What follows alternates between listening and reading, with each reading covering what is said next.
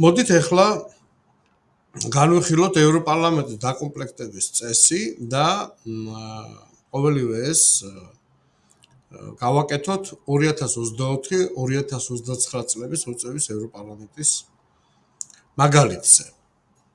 მოგეხსენებათ 2024 წელს ჩატარდა ევროპული არჩევნები, რის შედეგადაც ევროპარლამენტის მანდატი მოიპოვა 720 დეპუტატმა.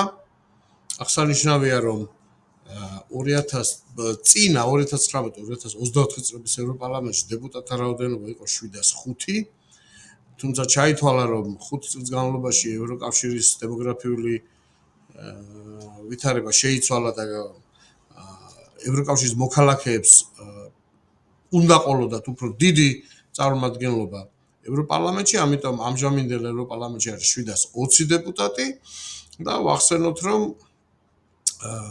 ევროპარლამენტის წევრების ზღვრული რაოდენობა არის 751 და ეს ზღვრული რაოდენობა განსაზღვრული არის ევროკავშირის მოქმედი ხელშეკრულებით, მას შემდეგ, რაც ლისაბონის ხელშეკრულება შევიდა ძალაში. ანუ მომავალში, როდესაც ევროკავშირის ახალი წევრი ქვეყნები დაემატებიან, ევროპარლამენტის რაოდენობა უნდა იყოს მაინც 751 და არსებული მანდატები გადანაწილდეს მათ შორის.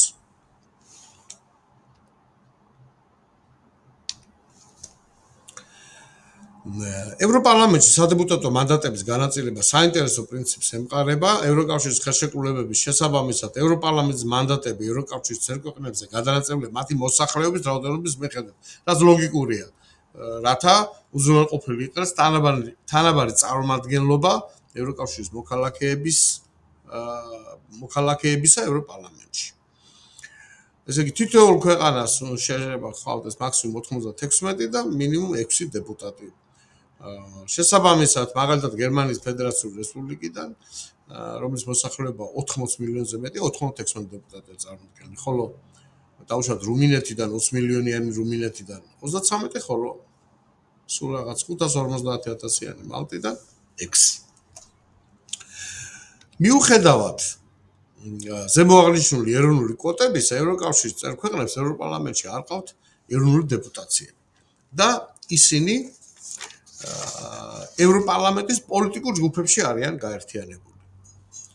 ამჟამინდელ პარლამენტში, ევროპარლამენტში 8 საერთო ევროპული პოლიტიკური ჯგუფია. მათ შორის უმსხვილესია ქრისტიან-დემოკრატიული ევროპის სახალხო პარტია 188 მანდატი, სოციალ-დემოკრატების პროგრესული ალიანსი 116 მანდატი, ევროსკეპტიკოსების ჯგუფი პატრიოტები ევროპისთვის 84 მანდატი, მემარჯვენე ევროსკეპტიკოსების ევროპელი კონსერვატორებისა და რეფორმისტების ჯგუფი 78 მანდატი, ლიბერალური ჯგუფი განაახლეთ ევროპა 77 მანდატი, მწვანეთა ალიანსი 53 მანდატი, ულტრამემარცხენეები 46 მანდატი და ულტრამემარჯვენეები ევროსკეპტიკური პარტია 25 მანდატი.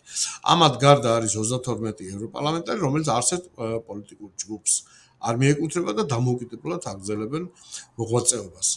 ხაზი გაუსვათ, რომ იმისაც, რომ არჩეულმა დეპუტატებმა, ევროპარლამენტში არჩეულმა დეპუტატებმა შექმნან ევროპული პოლიტიკური ჯგუფი, საჭიროა მინიმუმ 23 ევროპარლამენტარი, რომლებიც არჩეული იქნებიან ევროკავშირის წევრი ქვეყნების მინიმუმ 1/4-დან, ანუ ამჟამინდელი მდგომარეობით მინიმუმ 7 ქვეყნიდან.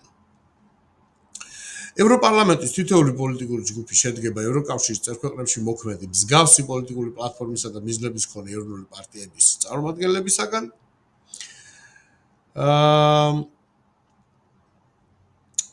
მაგალითად, ევროპის სახალხო პარტიის პოლიტიკური ჯგუფის წევრები არიან ევროკავშირის წევრ ქვეყნებში მოქმედი მემარჯვენე ცენტრისტული პარტიები, სოციალ-დემოკრატების ჯგუფში გაწევრიანებულია ევროკავშირის ქვეყნებში მოქმედი მემარცხენე სოციალისტური პროფილის პარტიები და ამავე პრინციპით არის დაკომპლექტებული ევროპარლამენტის წარდგენილი სხვა საერთო ევროპული პოლიტიკური ჯგუფებიც. ევროპარლამენტში მოქმედ თითოეულ პოლიტიკურ ჯგუფს აქვს მკაფიოდ ჩამოყალიბებული პარტიული სტრუქტურა და ადმინისტრაციული სამდივნო, რომლებიც უზრუნველყოფენ ამ ჯგუფების გამართულად ფუნქციონირებას და ევროპარლამენტის კანონშემოქმედებით პროცესში ეფექტიან მონაწილეობას ამ პოლიტიკური ჯგუფების შესახებ ინფორმაცია, ისევ როგორც პარტიის სამდივნოების სტრუქტურა და იქ მომუშავე ოფიციალური პირების საკონტაქტო ინფორმაცია დაინტერესებული პირებისთვის ხელმისაწვდომია ევროპარლამენტის ოფიციალურ ინტერნეტ მისამართზე. ვინაიდან ჩვენ მივყვებით ჩვეულებრივი საკანონმდებლო პროცედურის ინსტიტუციურ ჯაჭვს, გავიარეთ რა ევროკომისია და ევროპარლამენტი, მოდით ახლა გადავიდეთ ევროპული საბჭო, ევროკავშირის საბჭო, ანუ ევროკავშირის წევრი ქვეყნების წარმომადგენლების ფორმატზე. ევროკავშირის საბჭო, როგორც უკვე ვახსენეთ, არის ევროკავშირის წევრი ქვეყნების დარგობრივი მინისტრების ფორმატი, ხოლო ევროპული საბჭო არის ევროკავშირის წევრი ქვეყნებისა და ამ ქვეყნების მთავრობების მეთაურების საპრეზიდენტო მმართველობის ქვეყნებში პრეზიდენტები და პრემიერ-მინისტრები საპარლამენტო ქვეყნებში. ესეთი ფორმატია. ხაზი გაუსვათ, რომ ევროპული საბჭო, როგორც არაფორმალური ინსტიტუტი 1995 წელს შეიქმნა და მისი ინსტიტუტად ფორმალიზება შედგა ასევე 2009 წელს ლისაბონის ხელშეკრულების ძალაში შესვლის შედეგად. ვახსენოთ, რომ ევროპულ საბჭოს ყავს პრეზიდენტი, ამჟამად ის არის ბატონი ანტონიო კოსტა, რომელმაც შეცვალა ჩვენთვის კარგად ცნობილი შარლ მიშელი, რომელიც აქტიურად იყო ჩართული საქართველოს საკითხებში. ევროკავშირის საბჭო როგორც ვთქვით, არის ევროკავშირის ინსტიტუტი, რომელიც შედგება წევრი ქვეყნების მთავრობების წარმომადგენლებისაგან. იგი შექმნილია იმ მიზნით, რომ ევროკავშირის სუპრანაციონალური მოდელით ფუნქციონირების პროცესში ევროკავშირის წევრი ქვეყნების ეროვნული ინტერესები მაქსიმალურად იქნას დაცული. შესაბამისად, საბჭოს მუშაობაში ევროკავშირის წევრი 27 ქვეყანა მონაწილეობს და საბოლოო გადაწყვეტილება თითოეული მათგანის პოზიციაზეა დამოკიდებული. მოდით ახლა თვითონ ევროკავშირის საბჭოს ფარგლებში განვიხილოთ რამდენიმე მნიშვნელოვანი კონფიგურაცია, ვინაიდან როგორც ვთქვით, ეს არის ფორმატი დარგობრივი მინისტრების.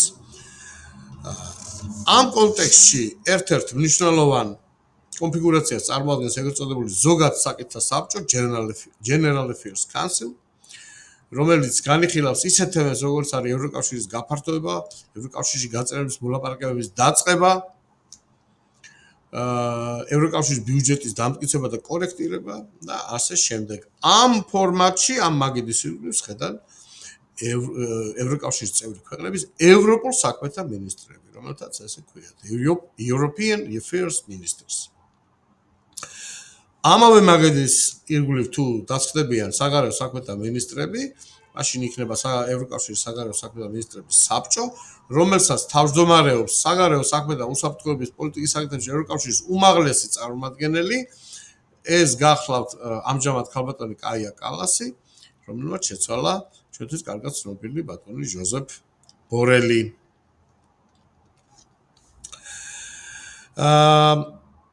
სხვა დარგობრივ საბჭოებს, მაგალითად ენერგეტიკის, ფინანსთა და ასე შემდეგ, თავმჯდომარეობს ევროკავშირის თავმჯდომარე ქვეყნის შესაბამისი მინისტრი და ვახსენოთ ისიც, რომ ახლა თავმჯდომარეობას შევეხეთ, რომ ევროკავშირის წევრი ქვეყნები ევროკავშირის 6-თვიანი ვადით როტაციის წესით მონაცვლეობით თავმჯდომარეობენ. რომ დავუბრუნდეთ ზოგად საკითხთა საბჭოს, ამ საბჭოს აქვს კიდევ ერთი საგანგებო ფუნქცია, იგი ამზადებს ევროპული საბჭოს, ანუ პირველი პირების სხდომებსა და გადაწყვეტილებებს. შესაბამისად მას ეს განსაკუთრებული ფუნქციაც აკისრია.